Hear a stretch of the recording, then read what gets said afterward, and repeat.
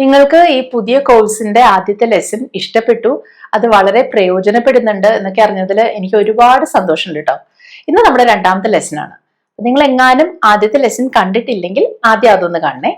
കഴിഞ്ഞ ലെസണിൽ ഞാൻ നിങ്ങളോട് 2 ചോദ്യങ്ങൾ ചോദിച്ചിരുന്നില്ലേ ഹോംവർക്ക് ആയിട്ട്? മിക്കവരും തന്നെ അത് ശരിയാക്കി. എന്നാലും എനിക്ക് തോന്നുന്നു ചിലർക്ക് രണ്ടാമത്തെ ചോദ്യത്തിൽ ചെറിയൊരു സംശയം ഉണ്ടായിരുന്നു എന്ന്. അപ്പൊ നമുക്ക് പെട്ടെന്ന് അതൊന്ന് ചെക്ക് ചെയ്തിട്ട് പോവാം. ആദ്യത്തെ ചോദ്യം ഇതായിരുന്നു: എനിക്ക് നിങ്ങളുടെ അഡ്രസ് അറിയാം. അത് നിങ്ങൾ എങ്ങനെയാ പറഞ്ഞേ? ഐ നോ യുവർ അഡ്രസ് അല്ലേ? ശരിയാണത്. രണ്ടാമത്തത് ഇങ്ങനെയായിരുന്നു: ഞങ്ങൾക്ക് ബാങ്കിൽ പോകണം. അത് മിക്കവാറും പേരും പറഞ്ഞു we want to go to the bank എന്ന്. ഇതാണ് ശരിയായ ഉത്തരം. കുറച്ച് പേര് മാത്രമേ തെറ്റിച്ച് we want to go the bank എന്ന് പറഞ്ഞു. ശരിക്കും അവിടെ ഗോ ടു ദ ബാങ്ക് എന്ന് തന്നെ പറയണം. പിന്നെ അപൂർവം കുറച്ച് പേര് പറഞ്ഞു വി വോണ്ട് ദ ബാങ്ക് എന്ന്. വി വോണ്ട് ദ ബാങ്ക് എന്ന് പറഞ്ഞാൽ ഞങ്ങൾക്ക് ബാങ്ക് വേണം എന്നായി പോകും. അതല്ലല്ലോ, ഞങ്ങൾക്ക് ബാങ്കിൽ പോകണം എന്ന് പറയാൻ we want to go to the bank എന്ന് തന്നെ പറയണം. അത് ക്ലിയർ ആയില്ലേ? ഇനി നമുക്ക് ഇന്നത്തെ ലെസൺ തുടങ്ങാം. അപ്പോൾ വളരെ സാധാരണമായ കാര്യങ്ങളാണ് നമ്മൾ ഇന്നും ഇംഗ്ലീഷിൽ പറയുന്നത് കേട്ടോ. ചെറിയ സെന്റൻസസിൽ തുടങ്ങാം, എന്നിട്ട് കുറച്ച് ഡീറ്റെയിൽസ് ഒക്കെ ചേർത്ത് നമുക്ക് വലിയ സെന്റൻസസ് പറഞ്ഞ് പ്രാക്ടീസ് ചെയ്യാം. അപ്പൊ നിങ്ങൾക്ക് ഇങ്ങനെ ആരോടെങ്കിലും പറയണം എന്നിരിക്കട്ടെ, ഇവിടെ വരൂ. അപ്പൊ നിങ്ങളിത് ആരോടായിരിക്കും പറയുന്നത്? അടുത്ത് നിൽക്കുന്ന ആരോടോ ആണ് ഈ പറയുന്നത്. നിങ്ങൾ ഉദ്ദേശിക്കുന്നത് എന്താണ് ശരിക്ക്? നിങ്ങൾ ഇവിടെ വരൂ എന്നാണ്. പക്ഷെ മലയാളത്തിൽ നമ്മൾ അങ്ങനെ നിങ്ങൾ എന്ന് ചേർക്കാതെയാണ് പറയുക. ഇവിടെ വരൂ എന്നാണ് സാധാരണ പറയുന്നത്. ഇതെങ്ങനെ ഇംഗ്ലീഷിൽ പറയും? അപ്പൊ നേരത്തെ കഴിഞ്ഞ ക്ലാസ്സിൽ നമ്മൾ പഠിച്ചു, ഇവിടെ എന്നുള്ളതിന് ഹിയർ എന്ന് പറയുമല്ലോ. ഇനി വരൂ എന്ന് പറയണം. വരുക എന്നുള്ളതിന് കം എന്നാണ് പറയുക. അപ്പൊ ഇവിടെ എന്ത് പറയും? ആദ്യം പറയേണ്ടത് ആ പ്രവൃത്തിയെ കുറിച്ചാണ്. വരിക എന്നുള്ളതല്ലേ, വരൂ എന്നല്ലേ, ആദ്യം ആ വാക്കാണ് വരേണ്ടത്. അപ്പൊ കം ഹിയർ എന്ന് പറയും. മനസ്സിലായോ? ഇവിടെ വരൂ, കം ഹിയർ എന്നാണ് അവിടെ നമ്മൾ ഇംഗ്ലീഷിൽ പറയുന്നത്. അപ്പൊ ഇവിടെ ഒരു കാര്യമുണ്ട്. സാധാരണ നമ്മൾ വീട്ടിൽ തന്നെ ആരുടെങ്കിലും പറയുകയാണെങ്കിൽ കം ഹിയർ എന്ന് പറയാം. പക്ഷെ പുറത്ത് നമുക്ക് അത്ര പരിചയമില്ലാത്ത ഒരാളോട് നമ്മൾ അങ്ങനെ ഇവിടെ വരൂ എന്ന് പറയുന്നത് അത്ര ഒരു മര്യാദയുള്ള കാര്യമല്ലല്ലോ. അപ്പൊ അവിടെ നമുക്ക് ദയവായി എന്നൊരു വാക്കുകൂടി ചേർത്താൽ മതി അല്ലേ? അപ്പൊ അത് കുറച്ച് പൊളൈറ്റായി, ഒരു ബഹുമാനത്തോടെ റെസ്പെക്റ്റോടെ പറയുന്നത് പോലെയായി അല്ലെ? ഈ ദയവായി എന്നുള്ളതിന് നമുക്ക് ഇംഗ്ലീഷിൽ പ്ലീസ് എന്നുകൂടെ ചേർത്താൽ മതി. അപ്പൊ എന്ത് പറയും? Please come here. Please come here എന്ന് പറയുമ്പോൾ ദയവായി ഇവിടെ വരൂ എന്നായി. മനസ്സിലായോ? അപ്പൊ ആ 2 വാക്കുകൊണ്ട് നമുക്ക് ആ കാര്യം ഇവിടെ നടത്താം. ഇവിടെ വരൂ, കം ഹിയർ. ഇനി എനിക്ക് ഇങ്ങനെ പറയേണ്ടത്: പിന്നീട് വരൂ, അല്ലെങ്കിൽ കുറച്ച് കഴിഞ്ഞ് വരൂ. അങ്ങനെ പറയില്ലേ? ഈ കുറച്ച് കഴിഞ്ഞ് അല്ലെങ്കിൽ പിന്നീട്, പിന്നെ എന്നൊക്കെ ഒരു അർത്ഥം കിട്ടാൻ ഇംഗ്ലീഷില് ലേറ്റർ എന്ന് പറഞ്ഞാൽ മതി. ലേറ്റ് അല്ല കേട്ടോ. ലേറ്റ് എന്ന് വെച്ചാൽ വൈകിയ എന്നല്ലേ അർത്ഥം. ഇതങ്ങനെയല്ല. പിന്നീട് എന്ന് പറയാൻ ലേറ്റർ. മനസ്സിലായോ? അപ്പൊ അവിടെ ഒരു കാര്യം നിങ്ങൾ കണ്ടോ, ലേറ്റർ എന്ന് ആറുണ്ടെങ്കിലും ലേറ്റർ എന്ന് പറയണ്ട, ലേറ്റർ. ആ ആറ് അവസാനം ശരിക്കും ഇംഗ്ലീഷിൽ അങ്ങനെ ഉച്ചരിക്കാറില്ല. അപ്പൊ ഇവിടെ എന്ത് പറയും നമ്മള്? Come later. മനസ്സിലായോ? പിന്നീട് വരൂ. ആ വരൂ ആണ് ആദ്യം വരേണ്ടത്. കം എന്നുള്ള വാക്കാണ് ഇംഗ്ലീഷിൽ ആദ്യം വരേണ്ടത്. Come later. അപ്പൊ മലയാളത്തില് പിന്നീട് വരൂ എന്ന് പറഞ്ഞെങ്കിലും ഇംഗ്ലീഷില് ലേറ്റർ കം എന്ന് പറയില്ല എന്നുള്ളത് ഓർക്കണം. ആദ്യം ആ പ്രവൃത്തി, കം ലേറ്റർ. ഇനി ഇത് നോക്കൂ, നമുക്ക് ആരോടെങ്കിലും പറയേണ്ടി വരികയാണ്, അത് ഒന്നുകൂടെ പറയൂ അല്ലെങ്കിൽ അത് വീണ്ടും പറയൂ എന്ന്. ഏതിന്റെ കാര്യമാണ് നമ്മൾ ഈ പറയുന്നത്? അയാൾ ഏതോ ഒരു കാര്യം പറഞ്ഞുകൊണ്ടിരിക്കുകയായിരുന്നല്ലോ, അത് വീണ്ടും പറയൂ എന്നാണ് ഈ പറയുന്നത്. അപ്പൊ പറയുക എന്നുള്ളതിന് നമ്മൾ ഇംഗ്ലീഷില് സേ എന്ന് പറയും. പറയുക എന്നുള്ളതിന് വേറെയും വാക്കുകളുണ്ട്, പക്ഷെ നമുക്ക് ആദ്യം സേ നോക്കാം. അപ്പൊ പറയുക, സേ, അത് കിട്ടി. ഇനി വീണ്ടും എന്ന് കണ്ടില്ലേ, അതിന് നമ്മൾ ഇംഗ്ലീഷിൽ പറയുന്നത് എഗെയിൻ എന്നാണ്. അപ്പൊ അവിടെ ഈ വാക്ക് എങ്ങനെ എഴുതിയെന്ന് കണ്ടില്ലേ? അവിടെ നമ്മൾ എഗെയിൻ എന്ന് പറയണ്ട കേട്ടോ, ഇങ്ങനെ എഗെയിൻ എന്ന് പറഞ്ഞാൽ മതി. ഇനി അത്, ആ ഒരു വാക്കുകൂടെ ഉണ്ട്. അതിന് നമുക്ക് ഇംഗ്ലീഷില് ദാറ്റ് എന്ന് പറയാം.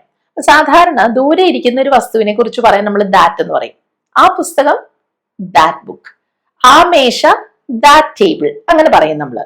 അപ്പൊ ഇവിടെ നമ്മൾ ദാറ്റ് എന്ന് വെച്ചാൽ ഉദ്ദേശിക്കുന്നത് അയാള് ഏതോ ഒരു കാര്യത്തെ കുറിച്ച് പറയുന്നുണ്ടായിരുന്നല്ലോ, അതിന് നമ്മൾ ദാറ്റ് എന്ന് ഇവിടെ പറയുകയാണ്. അപ്പൊ ഇതെങ്ങനെ ഇംഗ്ലീഷിൽ പറയും? മലയാളത്തിൽ പറഞ്ഞത് അത് വീണ്ടും പറയൂ എന്നാണ്. പക്ഷെ ഇംഗ്ലീഷിൽ ആദ്യം ആ പ്രവൃത്തിയുടെ വാക്കല്ലേ വരേണ്ടത്. അപ്പൊ പറയുക, സേ ആദ്യം വരണം. Say that again. മനസ്സിലായോ? ഇംഗ്ലീഷിൽ അതാണ് ഓർഡർ. Say that again. അപ്പൊ അത് വീണ്ടും പറയൂ എന്ന് ഒരാളോട് പറയാൻ സേ ദാറ്റ് എഗെയിൻ എന്ന് പറയും നമ്മൾ. ഇനി ഇതോ, എന്തെങ്കിലും പറയൂ. എന്തെങ്കിലും. അപ്പൊ നിങ്ങളിത് നേരത്തെ നമ്മൾ കഴിഞ്ഞ ക്ലാസ്സിൽ കണ്ടിട്ടുള്ളതാണ്. എന്തെങ്കിലും എന്നുള്ളതിന് സംതിങ് എന്ന് പറയൂ അല്ലെ? അപ്പൊ ഇവിടെയും പറയൂ, അത് വെച്ച് തുടങ്ങണ്ടേ? സേ വെച്ച് തുടങ്ങും. Say something. മനസ്സിലായല്ലോ? അപ്പൊ ഇവിടെ എല്ലാം നിങ്ങൾക്ക് ഒരു കാര്യം മനസ്സിലായോ? നമ്മളിത് പറയുന്നത് നമ്മുടെ അടുത്ത് നിൽക്കുന്ന, നമ്മുടെ മുമ്പിൽ നിൽക്കുന്ന ഒരാളോടാണ്. അപ്പൊ ഇവിടെ എല്ലാം മലയാളത്തിൽ നമ്മൾ ഉദ്ദേശിക്കുന്നത് നിങ്ങൾ എന്തെങ്കിലും പറയൂ എന്നാണ്. അപ്പൊ അവിടെ നിങ്ങൾ ഇല്ലാണ്ട് മലയാളത്തിൽ പറഞ്ഞില്ലേ, ഇതേപോലെയാണ് നമ്മൾ ഇംഗ്ലീഷിലും നിങ്ങൾ ആ യു ഇല്ലാതെ പറയുന്നത്. അപ്പൊ ഇവിടെ ശരിക്കും പറഞ്ഞാൽ യു സേ സംതിങ് ആണ് ഉദ്ദേശിക്കുന്നത്, പക്ഷെ യു പറയുന്നില്ല, സേ സംതിങ്. അപ്പൊ മുമ്പിൽ നിൽക്കുന്ന ആൾക്ക് മനസ്സിലാവും അയാളോടാണ് നമ്മളിത് പറയുന്നതെന്ന്. അപ്പൊ നമ്മളിപ്പോ പറഞ്ഞുകൊണ്ടിരിക്കുന്നത് മുഴുവൻ ഈ പറയുന്ന കാര്യത്തെ കുറിച്ചല്ലേ. അതുപോലെ ഒരു സെന്റൻസ് കൂടെ പറയാം. എന്നോട് പറയൂ എന്നാണ് പറയേണ്ടത് കേട്ടോ. അപ്പൊ നിങ്ങൾക്ക് അറിയാം, ഈ പറയുക എന്നുള്ളതിന് സേ എന്ന് പറയൂ അല്ലെ. പക്ഷെ ഇവിടെ സേ പോരാ. കാരണം ഞാൻ പറഞ്ഞത് വെറുതെ പറയൂ എന്നല്ല, എന്നോട് പറയൂ എന്നാണ്. ആരോട് പറയുന്നു എന്നുള്ളത് ഇവിടെ വന്നിട്ടുണ്ട് അല്ലെ. എന്നോടാണ് നിങ്ങൾ പറയേണ്ടത്. ആ എന്നോട് ഇവിടെ വന്നത് കൊണ്ട് ഇവിടെ നമുക്ക് പറയുക എന്നുള്ളതിന് സേ പറ്റില്ല, അവിടെ ടെൽ യൂസ് ചെയ്യണം. അപ്പൊ ഇവിടെ എന്ത് പറയും എന്നറിയാമോ? എന്നോട് എന്നുള്ളതിന് നമ്മൾ ഇംഗ്ലീഷിൽ മീ എന്നാണ് പറയുക. ഞാൻ ഐ അല്ലേ, എന്നോട് എന്ന് പറയാൻ മീ. അതുപോലെ എന്നെ എന്ന് പറയാനും മീന്ന് തന്നെ നമ്മൾ യൂസ് ചെയ്യും. നമുക്ക് പിന്നെ നോക്കാം. അപ്പൊ എന്നോട് എന്ന് പറയാൻ മീ വരും അല്ലെ. അപ്പൊ എന്നോട് പറയൂ എന്ന് എങ്ങനെ പറയും? ഇംഗ്ലീഷിലെ ഓർഡർ ഓർമ്മയുണ്ടല്ലോ. ആദ്യം ആ പ്രവൃത്തിയെ കുറിച്ച് പറയണം. ടെൽ, ആരോട്? എന്നോട്. Tell me. മനസ്സിലായോ? അപ്പൊ ഇവിടെ നിങ്ങൾ ഓർക്കും സേ ഉപയോഗിക്കാൻ പറ്റില്ലേ എന്ന്. സേ ഉപയോഗിക്കാം, പക്ഷെ അവിടെ സേ മീ എന്ന് പറയില്ല, സേ ടു മീ എന്ന് പറയണം. അപ്പൊ അതൊരു ബുദ്ധിമുട്ടുള്ള കാര്യമല്ലേ. എന്തിനാ ഈ വളഞ്ഞ വഴിക്ക് നമ്മൾ പോകുന്നത്? ടെൽ മീ എന്ന് എളുപ്പത്തിൽ പറഞ്ഞാൽ പോരെ. പിന്നെ അവിടെയും ശ്രദ്ധിക്കേണ്ട ഒരു കാര്യം, ടെൽ കഴിഞ്ഞാൽ ടു ഉപയോഗിക്കാനും പാടില്ല. അപ്പൊ ടെൽ ഉപയോഗിക്കുമ്പോഴെല്ലാം ആരോട് പറയുന്നു എന്നുള്ള ആ ഒരു ആൾ അതവിടെ വന്നിരിക്കണം. ഇവിടെ ടെൽ മീ എന്ന് പറഞ്ഞില്ലേ, അതുപോലെ ജോണിനോട് പറയൂ എന്ന് പറയാൻ നമുക്ക് ടെൽ യൂസ് ചെയ്യാം. Tell John. സേ ഉപയോഗിക്കണമെങ്കിൽ സേ ടു ജോൺ എന്ന് പറയണം. അപ്പൊ അതാ ഞാൻ പറഞ്ഞത്, അത് ഇത്തിരി നീട്ടി വിസ്തരിച്ച് ഇങ്ങനെ പറയുന്നതിന് പകരം ടെൽ ജോൺ എന്ന് പറയാം. പക്ഷെ വെറുതെ ടെൽ എന്നൊരാളോട് പറയാൻ പറ്റില്ല. പറയൂ എന്നുള്ളതിന് ടെൽ എന്ന് പറയാൻ പറ്റില്ല. കാരണം ആരോട് പറയുന്നു എന്നുള്ളത് എടുത്ത് അവിടെ പറഞ്ഞിട്ടുണ്ടാവണം. അങ്ങനെയുള്ള കാര്യങ്ങൾ പറയുമ്പോഴാണ് നമ്മൾ ഈ ടെൽ യൂസ് ചെയ്യുന്നത്. അപ്പൊ ഇവിടെ എന്നോട് എന്ന് പറഞ്ഞത് കൊണ്ട് ടെൽ മീ. ഇനി ഇവിടെ ഞാൻ ഒരു കാര്യം കൂടി ചേർക്കുകയാണെ, എന്നോട് സത്യം പറയൂ. അപ്പോ എന്നോട് പറയൂ എന്ത്? സത്യം. എന്നോട് പറയൂ എന്നുള്ളതിന് ടെൽ മീ എന്ന് വരും. അത് കഴിഞ്ഞ് ഈ സത്യം എന്നുള്ള വാക്കുകൂടെ വരണം.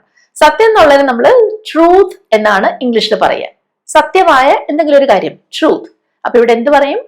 Tell me the truth. എന്തുകൊണ്ട് ദ ട്രൂത്ത് എന്ന് പറഞ്ഞു? ഇവിടെ ഏതെങ്കിലും ഒരു കാര്യത്തെ കുറിച്ചുള്ള സത്യം അതായിരിക്കുമല്ലോ പറയുന്നത് അല്ലെ. അല്ലാതെ വെറുതെ പൊതുവായിട്ട് എന്തെങ്കിലുമൊക്കെ സത്യം എന്നുള്ള അർത്ഥത്തിലല്ല പറയുന്നത് അല്ലെ.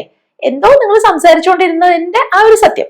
അതുകൊണ്ടാണ് ടെൽ മീ ദ ട്രൂത്ത് എന്ന് പറയുന്നത്. അപ്പൊ നിങ്ങൾക്ക് ആരോടെങ്കിലും പറയേണ്ടി വരികയാണ്, എന്നോട് സത്യം പറയൂ. ധൈര്യമായിട്ട് എങ്ങനെ പറയാം? Tell me the truth. ഇതേപോലെ വേറൊരെണ്ണം, എന്നെ വിളിക്കൂ. അപ്പൊ ഇവിടെ പറയുക ഒന്നുമല്ല, വിളിക്കലാണ്. വിളിക്കുക എന്നുള്ളതിന് കോൾ എന്നാണ് പറയുക. അപ്പൊ വിളിക്കുക എന്ന് പറഞ്ഞാൽ ഇവിടെ ഇരുന്ന ഒരാള് വിളിക്കുന്നത് ആ വിളിക്കലാവാം.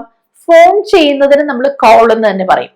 അപ്പൊ എന്നെ വിളിക്കൂ, ആദ്യം കോൾ പറയണം, പിന്നെ എന്നെ എന്നുള്ളതിന്റെ മീ. അപ്പൊ ആ സെന്റൻസ് കിട്ടിയില്ലേ? കോൾ മീ, എന്നെ വിളിക്കൂ.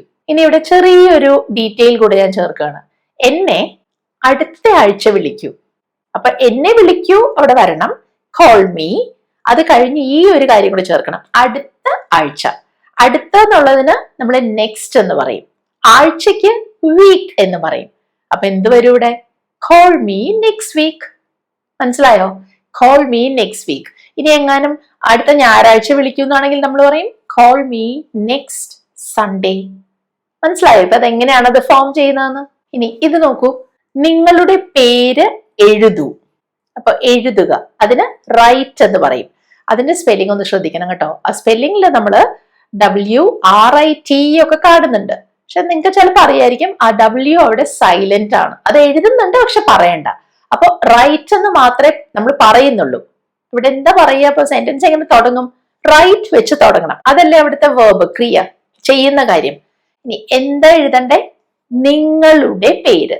ഇത് നിങ്ങൾക്ക് എന്തായാലും അറിയായിരിക്കും. നിങ്ങളുടെ എന്നുള്ളത് എന്ത് പറയും? യോ അല്ലെ. പേരിന് നമ്മൾ നെയിം എന്ന് പറയും. അപ്പൊ നിങ്ങളുടെ പേര് യോ നെയിം ആണ്. എന്താ എഴുതേണ്ടത്?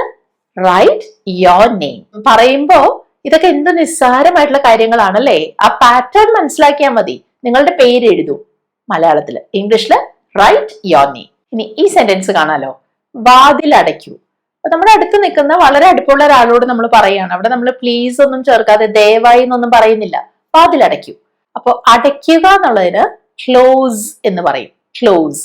അവിടെ ഒരു കാര്യം, അത് നമ്മൾ എഴുതിയേക്കുന്നത് കണ്ടോ, CLOSE. അവിടെ ക്ലോസ് എന്നല്ല പറയുന്നത്, ക്ലോസ്. ആ ഒരു ശബ്ദം വരുന്നുണ്ട്. അപ്പൊ അത് ശ്രദ്ധിക്കണം കേട്ടോ.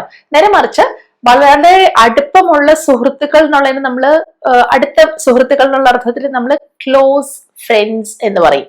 അവിടെ ക്ലോസ് ആണ്. പക്ഷെ അടയ്ക്കുക എന്നുള്ള അർത്ഥത്തിൽ, ആ പ്രവൃത്തിയെ കുറിച്ച് പറയുന്ന അർത്ഥത്തിൽ ഈ വാക്ക് ക്ലോസ് എന്ന് പറയും. അപ്പൊ ഇത് ഓർത്ത് വെച്ചാൽ നല്ലത്. അപ്പൊ നിങ്ങൾക്ക് മനസ്സിലാവും എവിടെ എന്ത് പറയണം എന്നുള്ളത്. അവര് എന്റെ അടുത്ത സുഹൃത്താണ്, ആ അർത്ഥത്തില് ക്ലോസ് ഫ്രണ്ട്. പക്ഷെ വാതിൽ അടയ്ക്കൂ എന്ന് പറയാൻ അവിടെ ക്ലോസ് എന്ന് പറയും.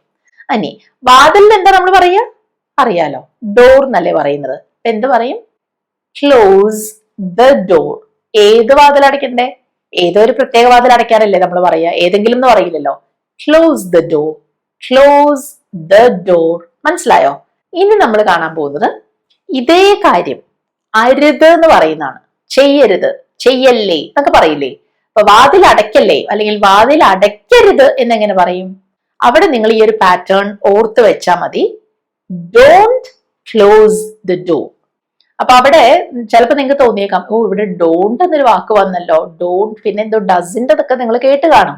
ഏത് പറയും ഇവിടെ കൺഫ്യൂഷൻ ആവുമല്ലോ. ഒരു കൺഫ്യൂഷനും വേണ്ട. കാരണം ഇങ്ങനെയുള്ള പാറ്റേൺ ഉണ്ടല്ലോ. ഇപ്പൊ നമുക്കൊരാളോട് പറയാണ്, ആരും ആയിക്കോട്ടെ, അടുത്ത് നിൽക്കുന്ന ഒരാളോട് നിങ്ങൾ ആ വാതിൽ അടയ്ക്കരുത്, നിങ്ങൾ എന്നാണല്ലോ ഇവിടെ ഉദ്ദേശിക്കുന്നത് അല്ലെ?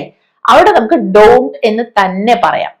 മനസ്സിലായല്ലോ? അപ്പൊ അവിടെ നമ്മൾ പറയാം ഡോണ്ട് ക്ലോസ് ദ ഡോർ. ഇനി ഇങ്ങനെ പറയണമെങ്കിലോ, ആരോടെങ്കിലും നമ്മൾ ഇത്തിരി ദേഷ്യപ്പെട്ട് പറയണ, എന്നോട് മിണ്ടണ്ട, എന്നോട് സംസാരിക്കണ്ട എന്ന് പറയില്ലേ? അവിടെ ഈ മിണ്ടുക അല്ലെങ്കിൽ സംസാരിക്കുക എന്നൊക്കെ ഉള്ളതിന് നമുക്ക് ടോക്ക് എന്ന് പറയാം. അവിടെ നമ്മൾ സേ ടെൽ ഒന്നും പറയില്ല. പറയുക എന്നല്ലല്ലോ ഉദ്ദേശിച്ചത്, മിണ്ടരുത് എന്നല്ലേ പറഞ്ഞത്. അപ്പൊ ഇവിടെ നമ്മൾ പറയാ don't talk to me, don't talk to me.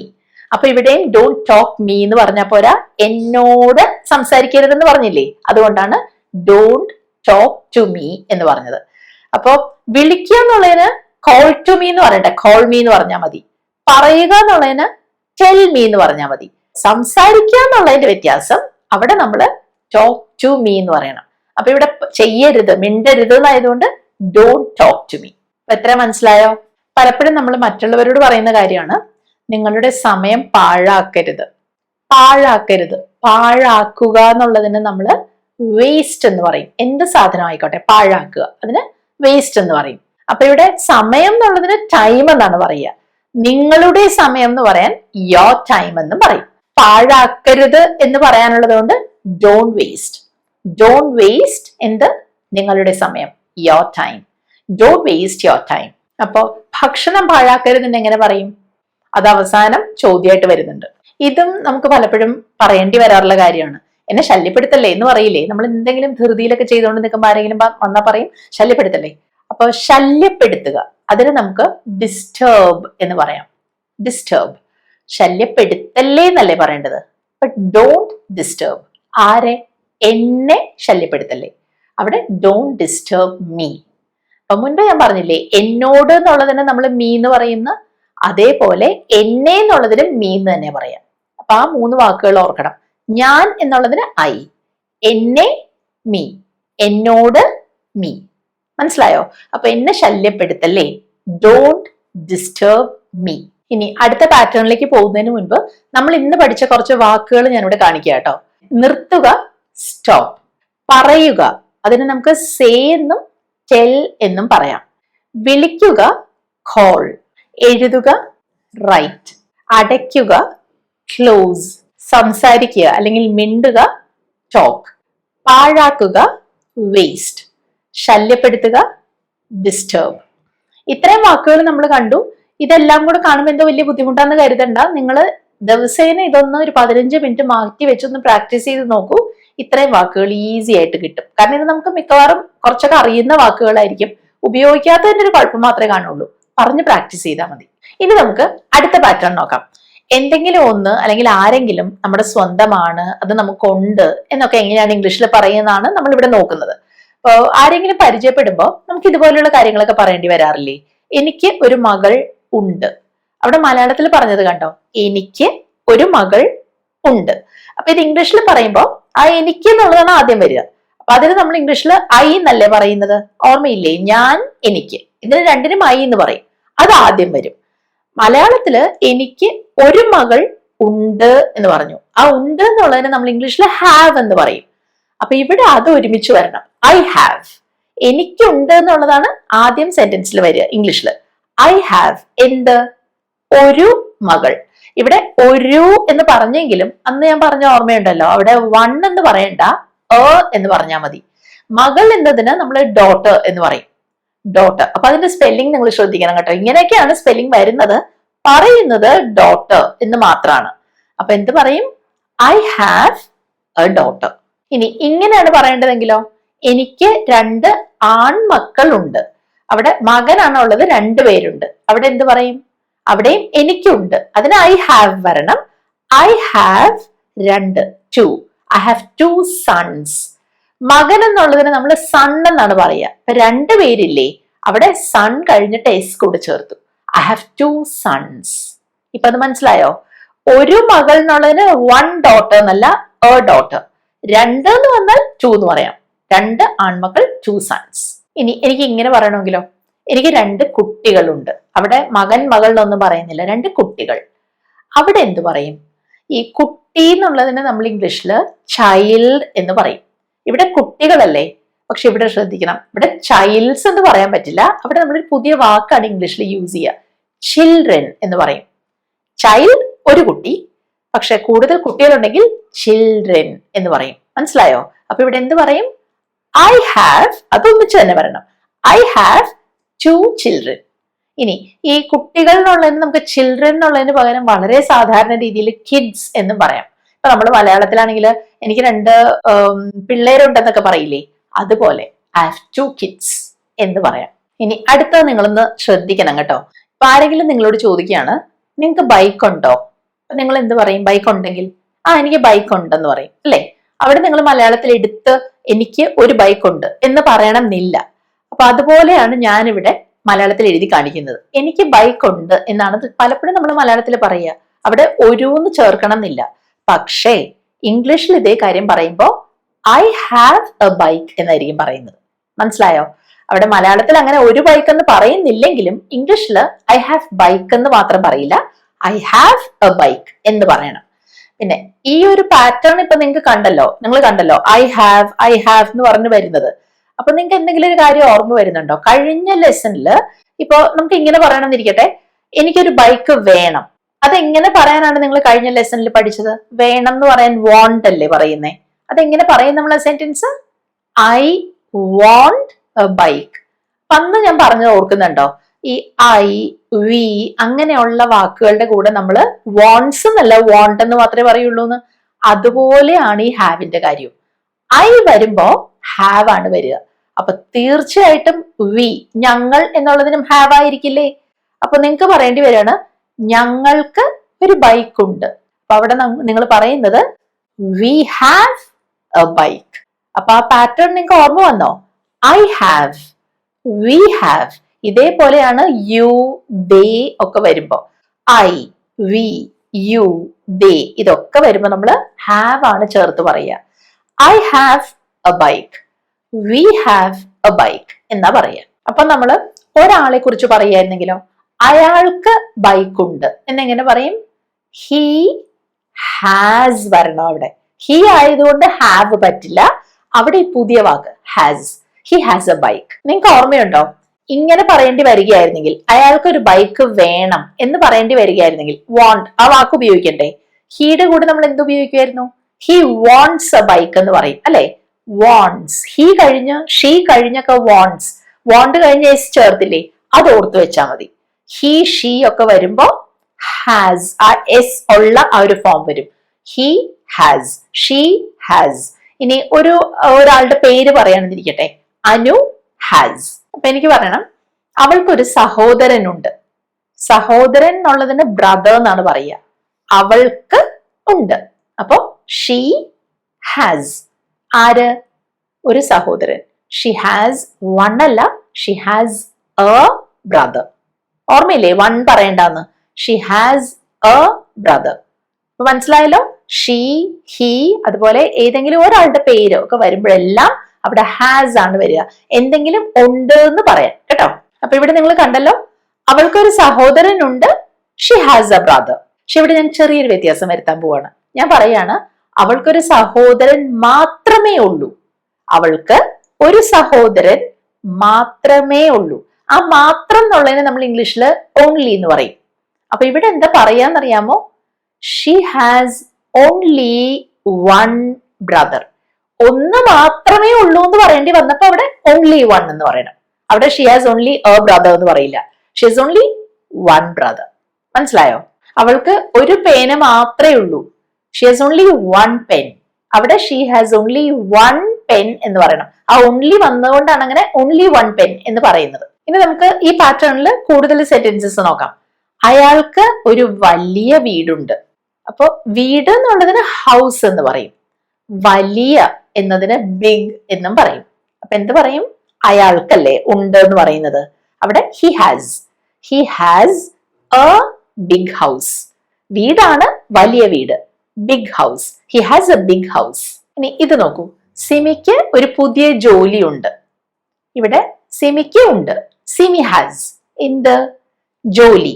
അതിന് നമ്മൾ ജോബ് എന്ന് പറയും. അവിടെ വർക്ക് എന്നല്ല കേട്ടോ, ജോബ് എന്നാണ് പറയുക. ഒരു തൊഴിൽ, ജോലി എന്നുള്ളതിന്. പുതിയത് എന്നുള്ളതിന് ന്യൂ എന്ന് പറയും. അപ്പൊ ഷി ഹാസ് അല്ലെങ്കിൽ Simi has A new job. പുതിയ ജോലി, എ ന്യൂ ജോബ്. ഇനി അടുത്ത സെന്റൻസ് നോക്കി. അവർക്ക് ഭംഗിയുള്ള ഒരു തോട്ടമുണ്ട്. തോട്ടം, പൂന്തോട്ടം. അതിന് നമ്മൾ ഇംഗ്ലീഷിൽ ഗാർഡൻ എന്ന് പറയും. ഭംഗിയുള്ള, മനോഹരമായ അതിന് ബ്യൂട്ടിഫുൾ എന്ന് പറയും. അവിടെ ബ്യൂട്ടിഫുളിന് ഞാൻ പറഞ്ഞെങ്കിലും അവസാനം ഫുൾ, FULL, 2 L ഇല്ല, ഒറ്റ L മാത്രമേ വരുന്നുള്ളൂ. ഹെൽപ്ഫുൾ, യൂസ്ഫുൾ, ഇതിനൊക്കെ അങ്ങനെ കേട്ടോ, ഒരു L മാത്രമേ വരുള്ളൂ. അപ്പൊ എന്താ ഇവിടെ പറയാ? അവർക്ക് ഉണ്ട് എന്നല്ലേ പറയണ്ടേ? അപ്പോ they have, അവർ, they ആണ്. അവർക്കുണ്ട്, they have. എന്തുണ്ട്? മനോഹരമായ ഒരു പൂന്തോട്ടം, എ ബ്യൂട്ടിഫുൾ ഗാർഡൻ. അപ്പൊ ഇവിടെ എല്ലാം നമ്മൾ കണ്ടത് എനിക്ക്, നിങ്ങൾക്ക്, അവർക്ക് ഒക്കെ എന്തെങ്കിലും ഒരു വസ്തു അല്ലെങ്കിൽ ആരെങ്കിലും സ്വന്തമായിട്ടുണ്ട്, നമ്മുടെ സ്വന്തമാണ് എന്നൊക്കെയാണ് അല്ലെ. പക്ഷെ ഇതേപോലെ തന്നെ നമുക്കുള്ള ഒരു അവസ്ഥയെ കുറിച്ചും പറയാം. ഇപ്പൊ എനിക്ക് പനി ഉണ്ടെന്നിരിക്കട്ടെ, അവിടെയും ഞാൻ ഇങ്ങനെ ഐ ഹാവ് എന്ന് തന്നെയാ പറയാ. ഇവിടെ എനിക്ക് പറയേണ്ടത് കുഞ്ഞിന് പനിയുണ്ട്. ഈ പനി എന്നുള്ളതിന് നമ്മള് ഫീവർ എന്നാണ് കേട്ടോ പറയാ, ഫീവർ. ഇനി കുഞ്ഞ്, അവിടെ നമ്മൾ ബേബി എന്ന് പറയും. മുൻപ് കുട്ടി എന്നുള്ളതിന് ചൈൽഡ് എന്ന് പറഞ്ഞില്ലേ, അതുപോലെ കുറച്ചുകൂടെ ചെറിയൊരു കുഞ്ഞാണെങ്കിൽ അവിടെ ബേബി എന്ന് പറയാം. ഇവിടെ നമ്മൾ പറയുന്നത് ഏതോ ഒരു പ്രത്യേക കുഞ്ഞിനെ കുറിച്ചാണല്ലോ, ഏതോ വീട്ടിലൊരു കുട്ടിയെ കുറിച്ചല്ല, നമ്മുടെ വീട്ടിലത്തെ കുഞ്ഞായിരിക്കും.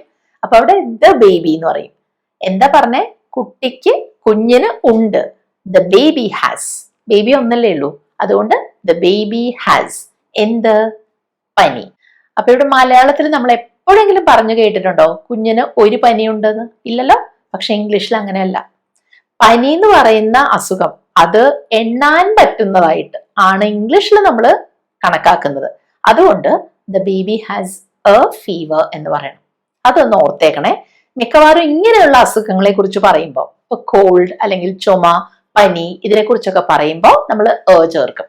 അപ്പോ the baby has A fever എന്ന് പറയണം. അപ്പൊ ഇത് നമ്മൾ പറഞ്ഞ് പ്രാക്ടീസ് ചെയ്തില്ലെങ്കിൽ എന്ത് പറ്റുമെന്ന് അറിയോ? എപ്പോഴെങ്കിലും മാത്രം പറയുകയാണെങ്കിൽ നമുക്ക് സംശയം തോന്നും വേണോന്ന്. അതിങ്ങനെ പറഞ്ഞു പ്രാക്ടീസ് ചെയ്തോളൂ. എനിക്ക് നല്ല കോൾഡ് ഉണ്ട്, I have a cold, a cold. ചിലപ്പോൾ നമുക്ക് ഇങ്ങനെ പറയേണ്ടി വരും, എന്റെ മോന് നല്ല ചുമയുണ്ട് അല്ലെങ്കിൽ വല്ലാത്ത ചുമയുണ്ട്. നല്ല ചുമ എന്ന് വെച്ചാൽ ഗുഡ് ചുമ എന്നല്ല ഉദ്ദേശിക്കുന്നത് അല്ലെ, വല്ലാത്ത, ശക്തമായ എന്നാണ് അർത്ഥമാക്കുന്നത്. അത് നമുക്ക് ഇംഗ്ലീഷിൽ പറയാൻ എളുപ്പത്തിലൊരു മാർഗമുണ്ട്. ഇതുപോലെയുള്ള കാര്യങ്ങൾ, അസുഖത്തിന്റെ കാര്യത്തിൽ വല്ലാത്ത, ശക്തമായ എന്നൊക്കെയുള്ള അർത്ഥം കിട്ടാൻ ബാഡ് എന്ന് ഉപയോഗിക്കാം. അത് മാറാതെ ഇങ്ങനെ ഭയങ്കര ശക്തമായിട്ട് തുടരുന്ന എന്ന അർത്ഥത്തില്, കലശലായ എന്ന അർത്ഥത്തില് ബാഡ് എന്ന് പറയാം. ചുമയ്ക്ക് നമ്മൾ ഖോഫ് എന്ന് പറയും, കഫ് അല്ല കേട്ടോ, ഖോഫ്. കഫ് എന്ന് പറഞ്ഞാൽ എന്താണെന്നറിയാമോ? ഷർട്ടിന്റെ ഒക്കെ കൈയുടെ ഇവിടെ വരുന്ന ഭാഗത്തിന് നമ്മൾ കഫ് എന്ന് പറയുന്നത്. ഇത് ഖോഫ് ആണ്. അപ്പൊ എന്ത് പറയും? My son has. എന്റെ മോന് ഉണ്ട് എന്ന് പറയണം. എന്റെ മോൻ ഒരാള് അല്ലെ. മൈ സൺ ഹാസ് എന്ത്? ശക്തമായ ചുമ, എ ബാഡ് കോഫ്. മനസ്സിലായോ സെന്റൻസ് എങ്ങനെ വന്നേന്ന്? My son has a bad cough. ഇതേപോലെ വല്ലാത്തൊരു ജലദോഷം, മാറുന്നില്ല, ശക്തമായ ജലദോഷം, അവിടെയും പറയാം ഐ ഹാവ്. ഞാനാണെങ്കിൽ ഹാവ് വരും. I have a bad cold. അങ്ങനെ ഇന്നത്തെ ലെസണിലും നമ്മൾ 2 പാറ്റേൺസ് ആണ് പഠിച്ചത്. ഒന്ന്, ആരോടെങ്കിലും ഒരു കാര്യം ഇങ്ങനെ ചെയ്യൂ അല്ലെങ്കിൽ ഇങ്ങനെ ചെയ്യരുത് എന്നൊക്കെ എങ്ങനെ പറയണം എന്ന് മനസ്സിലാക്കി അല്ലെ. രണ്ടാമത്തത്, എന്തെങ്കിലും ഒന്ന് അല്ലെങ്കിൽ ആരെങ്കിലും നമ്മുടെ സ്വന്തമാണെന്നോ അല്ലെങ്കിൽ നമുക്കത് ഉണ്ടെന്നോ ഒക്കെ എങ്ങനെ പറയണം എന്ന് നിങ്ങൾക്ക് മനസ്സിലായില്ലേ. ഇതിനെ ബേസ് ചെയ്താണ് ഞാനിവിടെ 3 ചോദ്യങ്ങൾ ചോദിക്കുന്നത്. ആദ്യത്തത്, എനിക്ക് ഒരു പ്രോബ്ലം ഉണ്ട്. പ്രോബ്ലം എന്ന് വെച്ചാൽ പ്രശ്നം. എനിക്ക് ഒരു പ്രശ്നമുണ്ട്. അപ്പൊ എനിക്ക് ഉണ്ട് എന്ത്? ഒരു പ്രോബ്ലം. ഇതെങ്ങനെ പറയുന്നു നോക്കൂ.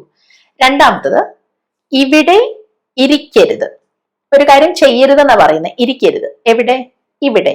ഇവിടെ ഇരിക്കരുത്. മൂന്നാമത്തത്, ഭക്ഷണം പാഴാക്കരുത്. അപ്പൊ പാഴാക്കുക, പാഴാക്കരുത്, ഇതൊക്കെ നമ്മൾ നേരത്തെ കണ്ടില്ലേ. ആ ഒരു വാക്ക് തന്നെയാണ് യൂസ് ചെയ്യേണ്ടത്. പക്ഷെ ഭക്ഷണം എന്ന് പറയണം. അത് നിങ്ങൾക്ക് അറിയാലോ, ഭക്ഷണത്തിന് നമ്മൾ ഫുഡ് എന്ന് പറയും അല്ലെ. സ്പെല്ലിംഗ് അറിയാലോ, FOOD, ഫുഡ്. അപ്പൊ ഈ 3 ചോദ്യങ്ങളുടെയും ഉത്തരങ്ങളാണ് ഞാനിവിടെ കാത്തിരിക്കുന്നത്. നന്നായിട്ട് ആലോചിച്ച് പതുക്കെ അയച്ചാൽ മതി കേട്ടോ കമന്റ്സിലേക്ക്. അപ്പൊ വീഡിയോ നിങ്ങൾക്ക് ഉപകാരപ്പെടുമെന്നാണ് ഞാൻ പ്രതീക്ഷിക്കുന്നത്. നിങ്ങൾക്ക് വീഡിയോ ഇഷ്ടമായാൽ അതെന്നെ അറിയിക്കൂ. ഇത് സ്ഥിരമായിട്ട് പ്രാക്ടീസ് ചെയ്യണം കേട്ടോ. എങ്കിലാണ് അതിന്റെ ആ ഒരു ഫ്ലുവൻസി, ആ ഗുണം നിങ്ങൾക്ക് കിട്ടുക. ഇത് ഉപകാരപ്പെടുന്ന ആരെങ്കിലും നിങ്ങൾക്ക് അറിയാവുന്നവരുണ്ടെങ്കിൽ അവർക്ക് ഇത് ഷെയർ ചെയ്ത് കൊടുക്കൂ ഈ വീഡിയോ. അപ്പൊ താമസിയാതെ തന്നെ ഇതിന്റെ അടുത്ത ലെസനുമായിട്ട് നമുക്ക് കാണാം. അതുവരെ ബൈ.